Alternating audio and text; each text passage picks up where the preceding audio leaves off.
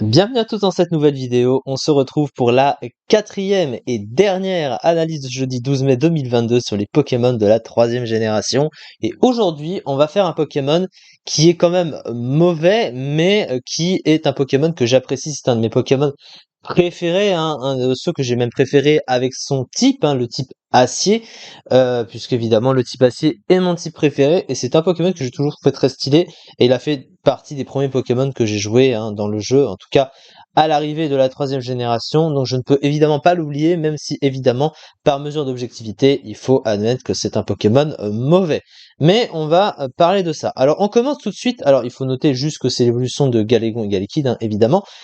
On va parler du type pour commencer. Alors, le type de ce Pokémon semble fort en apparence, mais il l'est pas tant que ça. Alors, acier et roche, du coup, pour le double type. Alors, le type acier, c'est le meilleur type défensif du jeu, évidemment, mais le type roche, non, c'est un des pires types défensifs du jeu avec énormément de faiblesses. Et donc, les deux semblent bien se comboter, mais en fait, ça apporte des faiblesses extrêmement handicapantes. Alors, il a évidemment des résistances utiles, hein. Il a notamment une résistance au piège de roc qui est apportée par le type acier au type roche, avec quelques résistances, hein. Il a deux doubles résistances. Bon, le type normal, ça tu t'en fous. La double résistance vol, ça reste pratique. Il a des résistances également insectes, dragon, fée, glace, psy, l'immunité poison évidemment. Mais à côté de ça, il a aussi des faiblesses extrêmement handicapantes. Deux doubles faiblesses au type combat et au type sol, deux des trois types super efficaces sur le type acier, ce qui fait que dans la majorité des cas, tu auras toujours au moins un Pokémon dans une team, si ce n'est pas plus, pour avoir une attaque super efficace sur lui, parce que c'est des attaques de coverage très souvent vues pour passer le type acier notamment. Et en plus, il a une faiblesse au type eau, qui est un type extrêmement vu, présent à chaque tiers. À chaque tiers, il y a des types eau top tiers, ou en tout cas très présents, parce que le type eau, c'est le type le plus représenté dans l'entièreté du jeu. Donc, c'est vraiment des faiblesses qui sont très handicapantes. Donc, même si tu mets le type acier très bon défensivement avec un autre type, ça veut pas toujours dire que c'est très fort.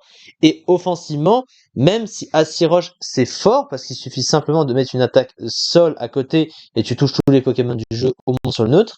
Mais sinon, le stab en lui-même, le double stab est résisté par le type acier, hein. Donc évidemment, il a de quoi le compenser évidemment avec son coverage, mais c'est quand même particulier de noter ça. Ça va dire que s'il veut taper assez fort sur des Pokémon très défensifs genre Steelix, un séisme ne suffira pas, même super efficace, à lui faire assez mal, vu sa défense. Au niveau des statistiques de ce cher Galaking, on va commencer par les talents. Je commence toujours par les talents. D'abord, alors il possède Heavy Metal qui double le poids du Pokémon. Alors ça permet de profiter d'une puissance supérieure pour Heavy Slam, qu'on peut voir ici, mais c'est pas très utile parce que le type acier c'est pas un bon type offensif et ça fait déjà très mal de toute façon sans ce talent.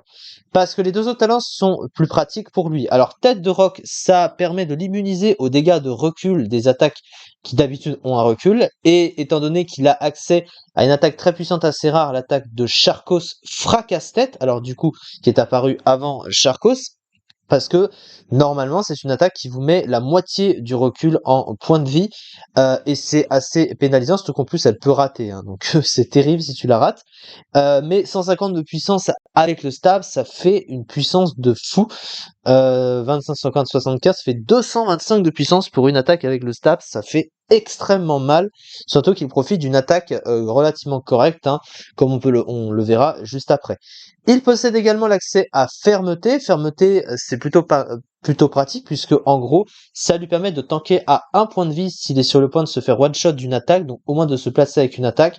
Mais le gros problème, c'est que à cause de sa mauvaise vitesse, ça le contraint souvent à prendre le coup avant l'adversaire et a beaucoup de mal à répliquer parce que parce qu'il est très lent et que du coup derrière il suffit d'une priorité ou d'un Pokémon plus rapide et supérieur à 50, même des Pokémon défensifs il y en a et ça le tuera. Donc fermeté reste pratique pour un Pokémon en général défensif, puisqu'il a quand même une grosse défense, mais c'est difficilement adapté aussi si le Pokémon offensif manque de vitesse.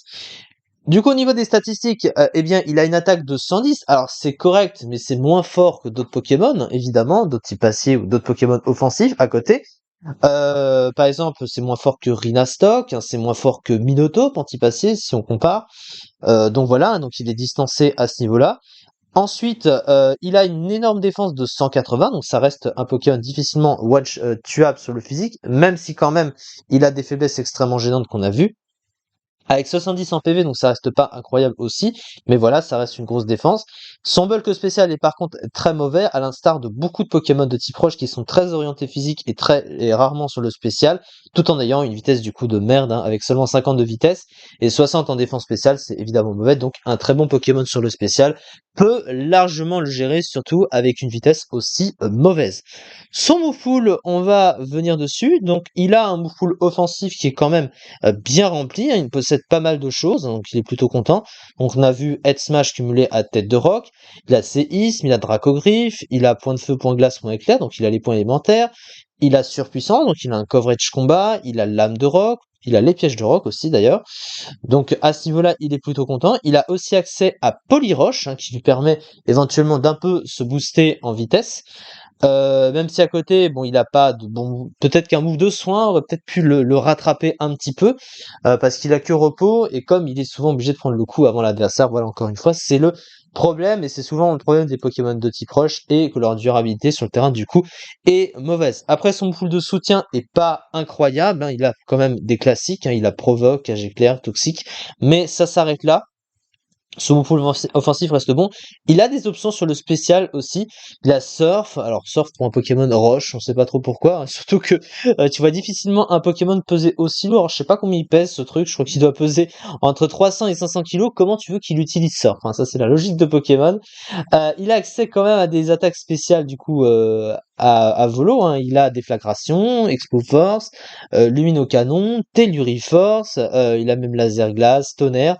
Une myriade de moves offensifs, mais il a une attaque spéciale de merde, donc évidemment il ne peut pas s'en servir. Au niveau de son de ses moves de boost, eh ben il n'en a pas d'intéressant à part Malédiction, mais ça baisse la vitesse du Pokémon et du coup bah c'est compliqué, encore une fois en rapport avec ses fameuses faiblesses, hein, puisque même un Pokémon défensif peut avoir des attaques super efficaces sur lui, donc le tuer à petit feu, et comme il a pas de bon move de soin, bah voilà, vous connaissez le résultat. La fiche stratégique du cours rapidement du Pokémon, des statistiques d'attaque et de défense très élevées, un bon double type qui lui donne une immunité au type poison et 8 résistances, le combo tête de roc et fracasse-tête, aucun dégât de recul, un move full offensif sur le plan physique très riche, des statistiques très moyennes en vitesse et très basses en défense spéciale, un double type qui lui donne également des faiblesses importantes. Et du coup, le Pokémon se classe actuellement à la 23e place du PU, 8,7%. Alors, ça se rapproche du top 20 dans le tiers, mais le PU, évidemment, c'est loin d'être le meilleur tiers du jeu, donc ça reste évidemment un Pokémon mauvais. C'est ça du coup pour cette vidéo. On se retrouve demain du coup pour la suite des analyses sur les Pokémon de la troisième génération. Donc logiquement, il y aura peut-être encore 4 analyses demain. Je verrai comment je m'y prendrai. Merci beaucoup de m'avoir suivi et à très vite pour une prochaine vidéo.